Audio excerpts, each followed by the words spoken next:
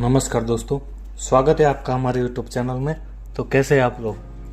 आज हम आपको बताने वाले हैं एक बहुत ही अच्छे देश की कहानी। तो चलिए चलते हैं। एंटीगुआ और बारबुडा, दो द्वीप, एक दिल और हजारों रहस्य की खूबसूरती और दिल को छू लेने वाली यात्रा पर। सोचो, एक देश जो दो छोटे से टापुओं से बना है, एंटीगुआ और बारबुडा। नाम भी ऐसे जैसे किसी कविता से उठाए गए हो।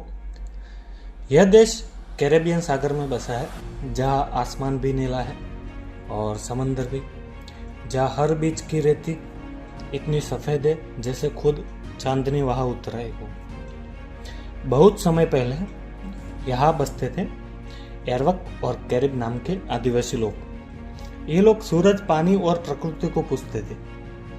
फिर 1493 में आया क्रिस्टोफर कोलंबस और उसने इन टापुओं को स्पेन के नाम कर दिया। धीरे धीरे अंग्रेज आ गए और फिर शुरू हुई गुलामी।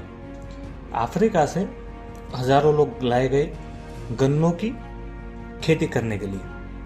कहते हैं इन द्वीपों की जमीन अब भी उन मेहनत करने वालों के आंसुओं और खून से भिगी हुई है। अब सुनो एक रहस्यमय कहानी। एंटीगुआ में एक जगह है डेविल ब्रिज, शैतान का पुल नाम करके। ये एक नेचुरल पत्थर का पुल है जो समंदर की तेज लहरों के बीच भी खड़ा है। कहते हैं गुलामी के दौर में बहुत से गुलाम यहाँ से कूद गए थे ब्रिज पर से आज़ादी पाने के लिए, मौत को गले लगा लिया था।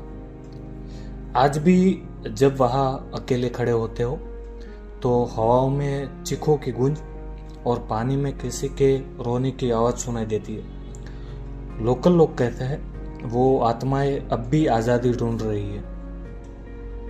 एक और लोक कथा है यहाँ की, एक समंदर की देवी जिसका नाम है मामा एंटीगुआ करके। कहते हैं जब कोई तूफान आने वाला होता है तो वो पहले आकर मछुआरों को सपने में चेतावनी दे देती है कि भाई तूफान आने वाला है तो आप बाहर निकल जाओ। कई बुजुर्ग लोग कहते हैं अगर समंदर अचानक शांत हो जाए तो समझ लो मामा एंटीगुआ कुछ कह रही है। क्या ये सिर्फ कहानी है या फिर कोई अदृश्य शक्ति जो इन द्वीपों की रक्षा करती है? कोई नहीं जानता, लेकिन समुद्र की लहरें कुछ तो कहती है। एंटीगुआ और बारबुडा के लोग बेहद खुश मिजाज होते हैं। हर दिन उनके लिए एक जश्न है।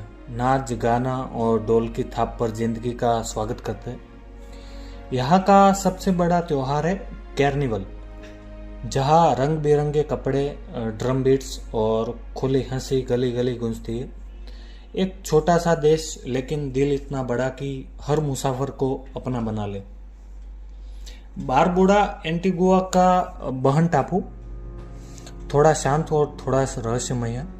यहाँ के फ्रिगेट बीड सेंचुरी, जहाँ दुनिया के सबसे बड़े समुद्री पक्षी लाखों की ताकत में आते हैं। और हाँ, कहते हैं बारबुडा के कुछ गुप्त गुफाएं हैं उनमें, जहाँ एरवेक सभ्यता के पेंटिंग्स आज भी मौजूद है। इतनी रहस्यमय कि आज भी पूरी तरह समझी नहीं गई। यहाँ एक समंदर सिर्फ पानी नहीं, ये तो एक पुराना किस्सा हुआ है। कहते हैं यहाँ कई डूबे हुए जहाज समुद्र के नीचे सोए हुए हैं। कुछ में गुलामों की हड्डियाँ तो कुछ में चोरी का खजाना है। डाइवर्स जब नीचे जाते हैं तो कई बार अजीब आवाज़ें सुनाई देती है, पानी में भी, जैसे कोई कुछ कहना चाह रहा हो। अब बात करते हैं आज का एंटीगुआ और बारबुडा। आज ये देश छोटा है पर उसकी पहचान दुनिया भर में फैल रही है। क्रिकेट, टूरिज्म और प्राकृतिक सुंदरता ने इसे ग्लोबल बना दिया है। लेकिन उसका असली खजाना, उसकी कहानियाँ, ये बहुत अलग है। एंटीगुआ और बारबुडा कोई फैंसी पोस्ट कार्ड नहीं, ये एक धीमी धीमी कहती बहती हुई कविता है जो वक्त लेती है समझने में, लेकिन छू जाती है रूह को। तो अगली बार जब जिंदगी बहुत तेज भागे तो एक बार इस देश की कहानियों में डुबकी लगाना, क्योंकि ये वो जगह है जहाँ समंदर भी कहानी सुनाता है और हवा भी गाना गाती है। तो दोस्तों, ये थी एंटीगुआ और बारबुडा की कहानी, जो रियल भी है, रहस्यमय भी है और मज़ेदार भी है। तो आप कमेंट में बताइएगा आपको कैसी लगी। हम दुनिया के जितने भी देश हैं उनकी सारी शुरुआत से लेकर अभी तक का पूरा कहानी आपको शॉर्ट में बताने की कोशिश कर रहे हैं। हमारा यूट्यूब चैनल इसी उद्देश्य से बनाया गया है कि जो जगह कोई नहीं जानता उनके बारे में भी हम सारा कुछ मटेरियल ढूंढ के आपको देते हैं। अगर आपको कहानी अच्छी लगी हो तो चैनल को सब्सक्राइब करिए, लाइक करिए और शेयर करिए अपने दोस्तों के साथ। और एक अगर आप सपोर्ट करते हैं, सब्सक्राइब करते हैं, तो आप एक ऐसी जानकारी में सहयोग दे रहे हैं जो कोई नहीं जानता, जिसकी कहानियाँ बहुत ही दिल को छू लेने वाली है।